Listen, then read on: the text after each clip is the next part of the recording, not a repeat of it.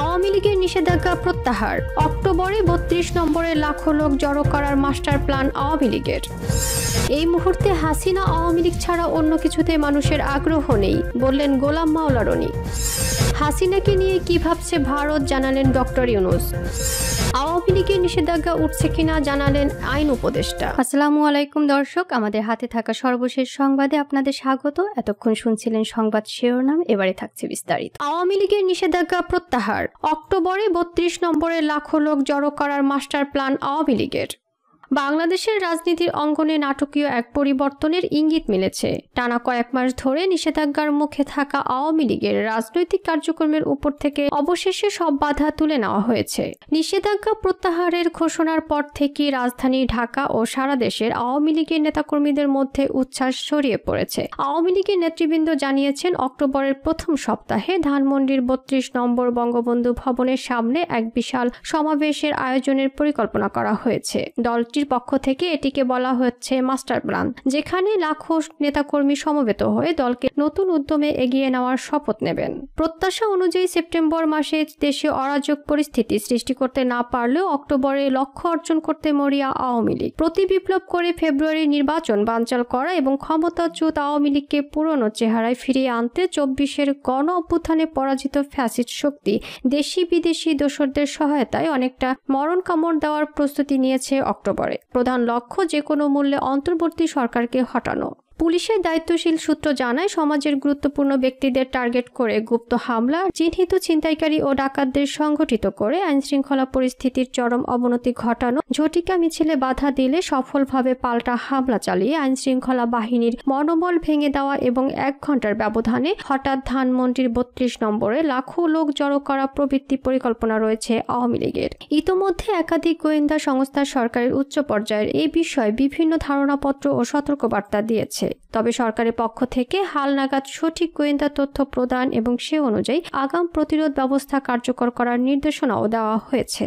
ইতোমধ্যে গোপনীয় তথ্য আদান প্রদানে পুলিশের সিক্রেট অ্যাপস গ্রুপে প্রয়োজনীয় নির্দেশনা দেওয়া হয়েছে। তবে এক্ষেত্রে আইনশৃঙ্খলা বাহিনীকে নিজেদের ভেতরে ঘাপটি মেরে থাকা আওয়ামী লীগ কানেকশনধারী সদস্যদের নিয়ে এক ধরনের চ্যালেঞ্জ মোকাবেলা করতে হচ্ছে।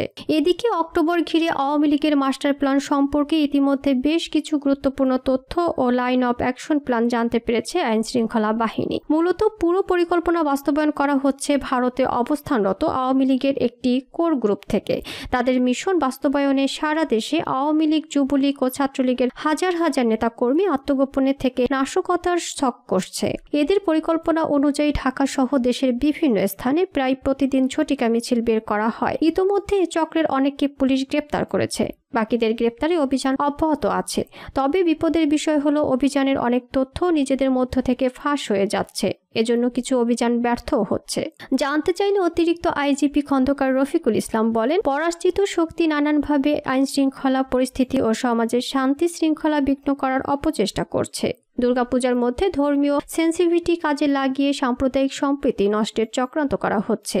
এ কাজে দেশের বাইরে থেকেও নানাভাবে ইন্ধন দেওয়া হচ্ছে বলেও আশঙ্কা করছে গোয়েন্দা সংস্থাগুলো। সূত্র বলছে, যদি নির্বাচনমুখী প্রধান রাজনৈতিক দলগুলোর মধ্যে সত্যিকার অর্থে ঐক্য না হয়, তাহলে ফ্যাসিস্টদের ষড়যন্ত্র আরও ঘনীভূত হবে। দুর্ভাগ্যজনক হলেও জুলাই বিপ্লবের পক্ষে থাকা কয়েকটি দল ইতোমধ্যে আন্দোলন কর্মসূচি দিয়ে মাঠে নেমেছে। ফলে এটি মোটেই ভালো লক্ষণ নয়। এছাড়া পুলিশে আওয়ামী প্রীতি এখনও রয়ে গেছে। অভিযোগ রয়েছে, এরা উল্টো পুলিশের বিভিন্ন গুরুত্বপূর্ণ মুভমেন্ট জানিয়ে দিচ্ছে আওয়ামী লীগের পলাতক নেতাকর্মীদের চ্যানেলে। ফলে প্রভাবশালী অনেক আসামি এখনো ধরাছোঁয়ার বাইরে রয়েছে।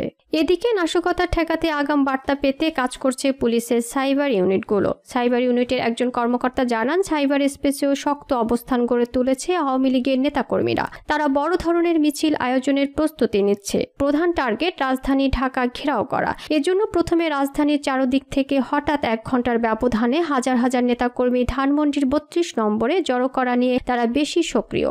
নিষেধাজ্ঞা প্রত্যাহারের ঘোষণা আসার পর বিএনপির পক্ষ থেকে মিশ্র প্রতিক্রিয়া পাওয়া গেছে। একদিকে তারা বলছে আওয়ামী লীগের ফিরে আসা স্বাভাবিক প্রক্রিয়া, অন্যদিকে সমালোচনা করে বলছে সরকারের ইশারায় দলটিকে ফের মাঠে নামতে দেওয়া হয়েছে। বিএনপির যুগ্ম মহাসচিব এক বিবৃতিতে বলেন, এটি গণতন্ত্রের জন্য নয়, সরকারের টিকে থাকার জন্য নেওয়া সিদ্ধান্ত। তবে আওয়ামী লীগ যদি সত্যিকার অর্থে গণতন্ত্র চায়, তাহলে নিরপেক্ষ নির্বাচনের দাবি মেনে মাঠে আসুক। এই মুহূর্তে হাসিনা আওয়ামী লীগ ছাড়া অন্য কিছুতে মানুষের আগ্রহ নেই বললেন গোলাম মাওলা রনি। সাবেক সংসদ সদস্য ও রাজনৈতিক বিশ্লেষক গোলাম মাওলা রনি বলেছেন, শেখ হাসিনাকে ছাড়া আওয়ামী লীগ ছাড়া এই মুহূর্তে বাংলাদেশের মানুষ সম্ভবত অন্য কোনো কিছু শুনতে বেশি আগ্রহ প্রকাশ করছে না। আলী রিয়াজ ঐক্যমত্য কমিশনে বৈঠক করছেন। প্রধান নির্বাচন কমিশনার অন্যান্য নির্বাচন কর্মকর্তা যারা রয়েছেন তাদের শপথ পড়াচ্ছেন। ডক্টর মোহাম্মদ ইউনূস তার সাঙ্গপাঙ্গ নিয়ে আমেরিকা যাচ্ছেন। এসব কোনো খবরই মানুষ পাত্তা দিচ্ছে না। কিন্তু শেখ হাসিনাকে নিয়ে একটা ভিডিও করলে, তাকে নিয়ে একটা অডিও দিলে, তাকে নিয়ে যে কোনো একটা খবর দিলে, যে কোনো একটা গল্প যদি ইন্টারনেটে ছেড়ে দেওয়া হয়, যদি পত্রিকায় লেখা হয় বা টেলিভিশনে প্রতিবেদন করা হয়, সেই মুহূর্তের মধ্যে হু হু করে ভিউ বেড়ে যায়। সম্প্রতি নিজের ইউটিউব চ্যানেলের এক ভিডিও বার্তায় গোলাম মাওলা রনি এসব কথা বলেন। গোলাম মাওলা বলেন, এখন বাজারে বলতে গেলে খবরের দুর্ভিক্ষ চলছে, কোনো ব্যাপারে মানুষের আগ্রহ নেই। এ সময় 10টা মার্ডার হয়ে গেছে, মানুষ ফিরে তাকাচ্ছে না। ধর্ষণ হচ্ছে, আগুন লেগে যাচ্ছে, পাহাড়ে প্রচন্ড গোলাগুলি হচ্ছে, মারামারি হচ্ছে, দেশের কোনো মানুষের মাথা ব্যথা নেই। জেলখানাতে বড় বড় মানুষ মরে যাচ্ছেন, অনেকে অসুস্থ হয়ে যাচ্ছেন, অনেককে জেলখানা থেকে আবার কোর্টে আনা হচ্ছে। এই বিষয়গুলো নিয়ে মানুষের আর কোনো আগ্রহ নেই। রনি আরো বলেন, বিচার চলছে শেখ হাসিনার। যারা বিচার করছেন প্রতিদিন তারা খবর বানানোর চেষ্টা করছেন, নানা রকম বিবৃতি দিচ্ছেন, নানা রকম যুক্তিতর্ক উপস্থাপন করছেন, প্রতিদিন সাক্ষ্য গ্রহণ করা হচ্ছে, কিন্তু মানুষের আগ্রহ নেই। তিনি আরো বলেন, মানুষের আগ্রহ হলো দিল্লিতে বসে শেখ হাসিনা কি বলছেন, শেখ হাসিনার সঙ্গে লন্ডনের ফ্রান্সের আওয়ামী লীগের নেতাকর্মীরা কি আলোচনা হচ্ছে, এগুলো নিয়ে। হাসিনাকে নিয়ে কি ভাবছে ভারত জানালেন ডক্টর ইউনূস। জাতিসংঘের সাধারণ পরিষদের 80তম অধিবেশনে যোগ দিতে নিউ ইয়র্কে অবস্থানকালে প্রধান উপদেষ্টা অধ্যাপক মোহাম্মদ ইউনূস বলেছেন, ভারত বরাবরই হাসিনাকে সমর্থন করে এসেছে। তারা হয়তো এখনো আশা করছেন যে তিনি পূর্ণ গৌরবের সঙ্গে বাংলাদেশে ফিরে আসবেন একজন বিজয়ী নেতা হিসেবে। ডিজিটাল সংবাদ মাধ্যম জিটিওর সাংবাদিক মেহেদী হাসানের সঙ্গে সাক্ষাৎকারে তিনি একথা বলেন। আওয়ামী লীগের সঙ্গে শেখ হাসিনার ভার্চুয়াল বৈঠক নিয়ে উদ্বেগের প্রশ্নে অধ্যাপক ইউনূস জানান, বাইরে কিছু শক্তি তাকে বাংলাদেশে ফিরে আসতে সহায়তা করবে।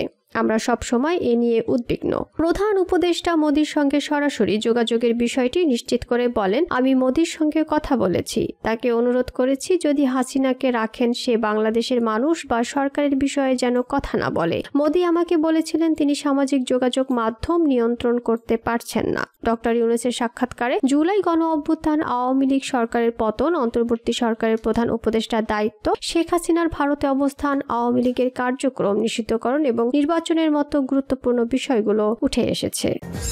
আওয়ামী লীগের নিষেধাজ্ঞা উঠছে কিনা জানালেন আইন উপদেষ্টা।